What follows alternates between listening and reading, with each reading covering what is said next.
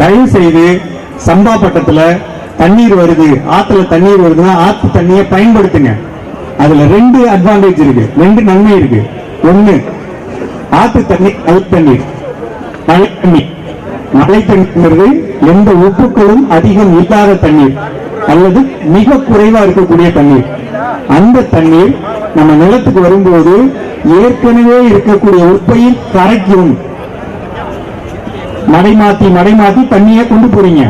மேல் மடையில் இருக்கக்கூடிய உப்புக்கள் இந்த மழை நீர்ல கரைஞ்சு அடுத்த நிலம் போய் வடிகால் வழியா கடலுக்கு போயிடும். ஆனா நீங்க இத ஆத்து தண்ணியை பயன்படுத்தாம திருப்பி போர் தண்ணியை பயன்படுத்தினா நீங்க 1/2 ஏக்கர் வச்சிருந்தாலும் சரி, 30 ஏக்கர் வச்சிருந்தாலும் சரி, கூடிய விரைவில் விவசாயத்தை விட்டுட்டு போயிடுவீங்க. இதை நான் அன்பா தான் சொல்றேன், தயவுசெய்து புரிஞ்சுக்கங்க.